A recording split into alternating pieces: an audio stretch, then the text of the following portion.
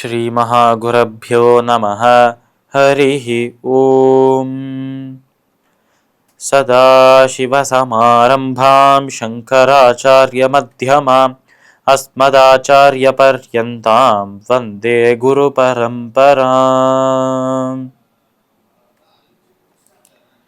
GeM டிவியின் நண்பர்களுக்கு எனது வணக்கங்கள். இன்றைய நாள் அனைவருக்கும் இனிய நாளாக அமைய எல்லாம் வல்ல இறைவனை வேண்டி இன்றைய மதமும் நம்மதமே நிகழ்ச்சிக்கு செல்வோம். இன்னைக்கு நம்ம ஸ்ரீமத் பகவத்கீதையிலிருந்து ஒரு ஸ்லோகத்தை விரிவான விளக்கத்துடன் பார்ப்போம். மயாத்யக்ஷேன பிரகிருதி சூயதே சசராச்சரம் ஹேதுநானேன கௌந்தேய ஜகத்திர் பரிவர்த்ததே.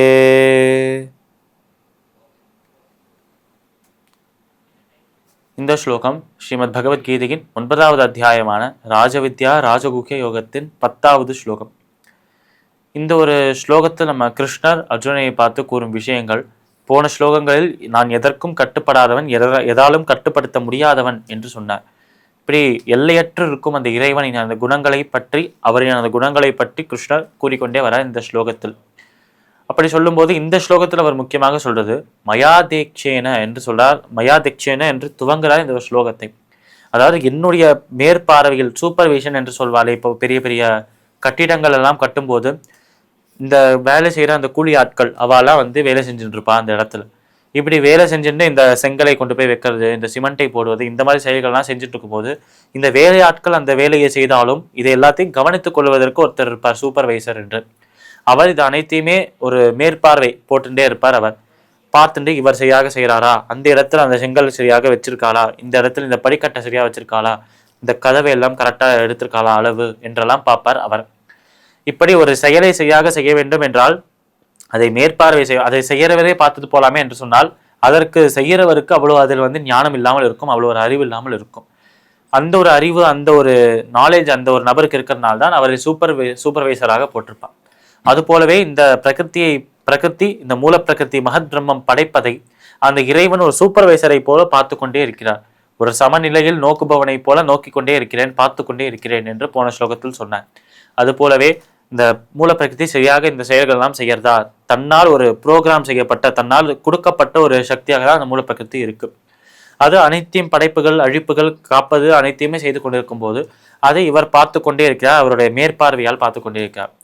இப்படியே அவர் உற்று அப்படியே பார்த்து கொண்டே இருக்கும்போது இந்த விஷயங்கள் எல்லாம் அவரே, அதாவது கிருஷ்ணா சொல்றார், நானே படைப்பாகவும் காக்கும் அந்த ஒரு செயலாகவும் அழிவாகவும் நானே இருக்கிறேன் என்று சொல்றார் நம்ம கிருஷ்ணன்.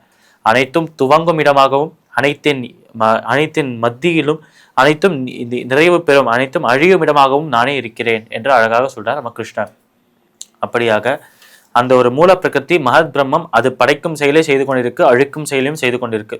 இது சரியாக அந்த செயலை செய்யறதா என்று பார்ப்பதற்கு மயாதெக்ஷேன என்னுடைய அந்த ஒரு மேற்பார்வையில், நான் சூப்பர்வைஸ் பண்ண என்னோட சூப்பர்விஷனில் அந்த ஒரு விஷயமானது செய்து கொண்டிருக்கிற அந்த செயல்கள் எல்லாம் நடந்து கொண்டிருக்கின்றன என்று சொல்றார். அதனால் இதை எப்படி பார்க்கலாம் என்றால், நம்ம பெருமாள் நம்முடைய அந்த இறைவன் அவர் சொல்லி அந்த மூல பிரகிருதி இந்த செயல்கள் எல்லாம் செய்து கொண்டிருக்கிறது.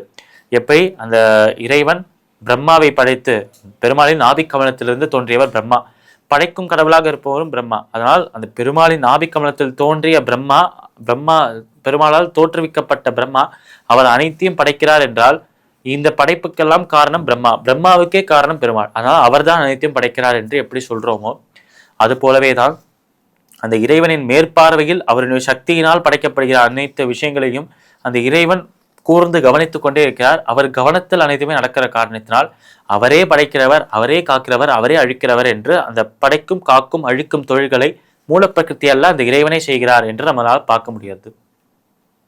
ஸ்ரீமத் பகவத்கீதையின் 9வது அத்தியாயமான ராஜவித்யா ராஜகுஹ்ய யோகத்தின் 10வது ஸ்லோகத்திற்குண்டான விளக்கம் இதுவே. மீண்டும் நாளை சந்திப்போம். நன்றி, வணக்கம்.